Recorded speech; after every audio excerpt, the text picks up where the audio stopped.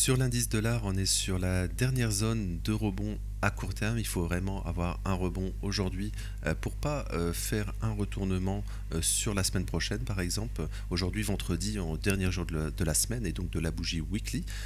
Également, on fera donc le point sur l'or qui enchaîne les plus hauts et également sur le pétrole américain WTI. Alors avant cela, n'oubliez pas notre accompagnement idena-bourse.com. Vous avez tous les détails en description sur notre site. Donc vous avez le programme de notre groupe privé ici. Vous pouvez avoir accès totalement gratuitement, encore une fois avec l'offre Vantage. Vous avez l'abonnement mensuel si vous le souhaitez, sans engagement. Donc tous les détails sur notre site. Si vous avez des questions, n'hésitez pas à nous contacter. Également sur le Discord, le Discord de la chaîne YouTube. Donc n'hésitez pas à nous rejoindre. L'invitation est également en description. Et encore une fois, merci à ceux qui likent et qui s'abonnent. Ça soutient énormément la chaîne. Donc merci à vous. Alors j'en ai parlé plus tôt dans le brief. Crypto et indice plus tôt ce matin. Alors cette vidéo est tournée assez tôt le matin, donc je la publie généralement vers l'heure du midi pour pas sortir toutes les vidéos en même temps, mais elle est tournée assez très tôt le matin, donc voilà, il y aura sûrement des changements d'ici ce midi. Donc voilà, c'est pour vous avertir. La vidéo crypto sort très tôt le matin, après l'indice avant le brief indice avant donc l'ouverture des marchés européens, etc. Et le brief Forex et matières premières, celui-ci, donc vers l'heure du midi. Donc hier, pas de news éco, on va dire. Aujourd'hui, normalement, on devrait avoir l'immobilier et l'import-export. J'en ai parlé donc plus tôt dans les briefs. Donc normalement, on devrait les avoir, mais on n'a pas d'heure. Donc pour le moment, on suppose qu'on les aura pas, avec toujours le shutdown aux États-Unis. Import-export, je le répète, important parce que ça reste dans le calcul du PIB. J'en ai parlé plus tôt ce matin, je le répète. Donc PIB, je le répète, c'est consommation plus investissement plus dépenses publiques plus entre parenthèses export moins import. Donc les précédents trimestres, premier trimestre, on a eu un PIB négatif. Je le répète, on a eu un PIB négatif au premier trimestre, tout simplement parce que la part des importations dans le PIB a été très fortement négative, tout simplement parce que les entreprises avaient anticipé les tarifs d'Europe. Ils avaient stocké tout simplement, donc ils avaient importé massivement pour anticiper donc les tarifs. Et inversement, au deuxième trimestre, c'était totalement l'inverse. Les stocks de entreprises étaient faits et donc les importations ont fortement chuté. Et donc la part des importations dans le PIB a été en forte hausse, ce qui a vraiment fait augmenter fortement le PIB, vous voyez ici, aux États-Unis.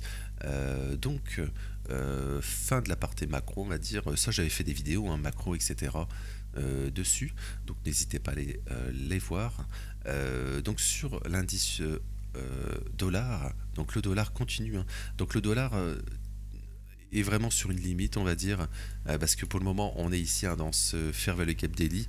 Donc aujourd'hui, il doit réintégrer pour faire une continuation haussière, parce qu'on n'est pas venu, ça pas vraiment la tête d'un top, je le répète, sur le dollar. Donc on pourrait rebondir aujourd'hui, surtout qu'on fait une semaine, on va dire, un peu baissière. Regardez sur le dollar ici, je vais le mettre en weekly. Pour le moment, on se fait bloquer par la bande de Bollinger ici, mais voilà, si on fait pas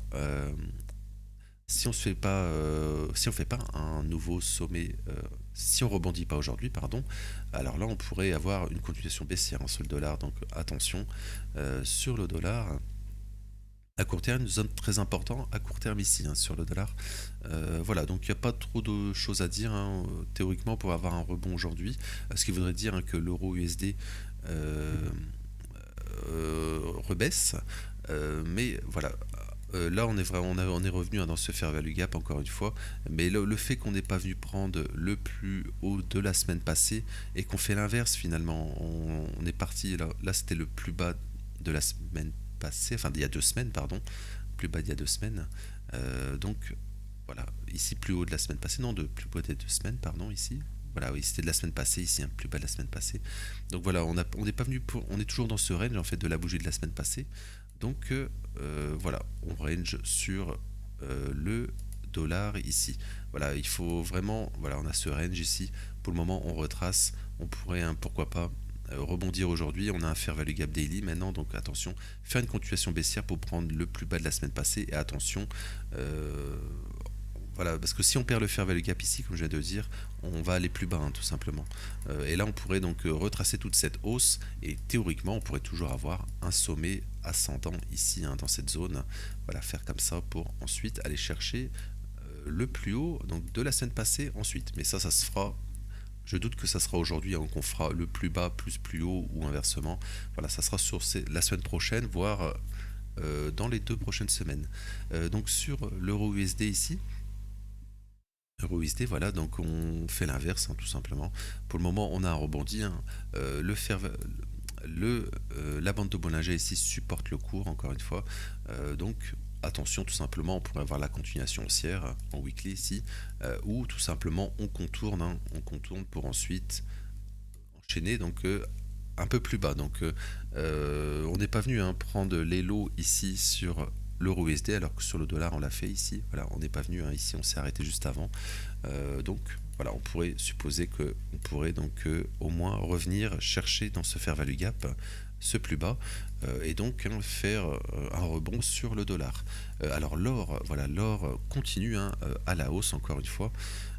Donc on avait parlé hier qu'on pourrait avoir un reverse, hein, ici. Souvenez-vous, on avait 3 sommets comme ça, et 3 sommets ici, hein, sur les indicateurs ici. Et donc non, on a accéléré encore une fois à la hausse. Voilà, souvent c'était un signal fort, mais bien sûr il n'y a pas eu la cassure, on va dire, un des derniers sommets ici, enfin de tous ces lots. Donc voilà, on a enchaîné plus haut, ce qui est vraiment montre que le marché est super fort. Alors l'or est devenu le premier asset à dépasser les 30 trillions de dollars, hein. Donc si un jour le BTC va à ce niveau, ce que beaucoup de gens enfin prédit, hein, que c'est le nouvel or, donc ça nous ferait un BTC à 1,5 million, hein, plus d'1 million de dollars. Voilà, donc théoriquement c'est vraiment possible, hein. Mais c'est bien sûr ça se fera sur du long terme. Ça n'empêcherait pas d'avoir une correction, hein, ces jours-ci, etc. De ce qu'on parle, hein, dans les briefs quotidiens. Voilà, donc pour le moment, aujourd'hui, on ouvre, on a une correction baissière. Donc, comme on l'a dit, hein, également hier, enfin ces derniers jours, on a zéro signal, hein, de baisse sur l'or. En fait, voilà, hier on avait parlé qu'on pourrait avoir, hein, ce triple top ici, mais bon, on a accéléré donc à la hausse. Donc pour le moment, zéro signal, il faut vraiment avoir, une consolidation peut-être, et ensuite un rejet, prise d'un nouvel ATH, par exemple, un rejet.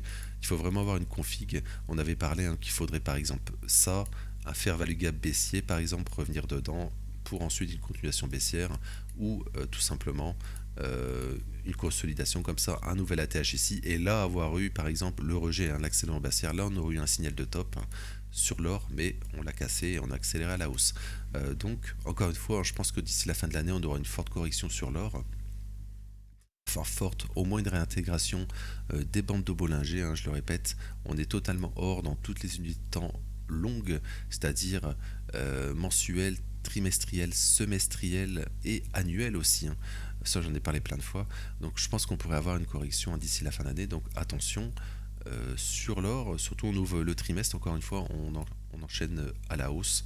Donc, encore une fois, attention à la fin d'année sur l'or. Mais pour le moment, comme je l'ai dit plusieurs fois, on a zéro signal de baisse sur l'or. On n'a pas signal de faiblesse. Il faudrait vraiment avoir une belle correction, et voilà, une sorte de double top, ou voilà, corriger fortement, faire un fair value gap daily par exemple, revenir dedans, et voilà, pour pouvoir vraiment corriger sur l'or. Mais pour le moment on n'y est pas du tout, donc pour le moment il n'y a rien à faire sur l'or.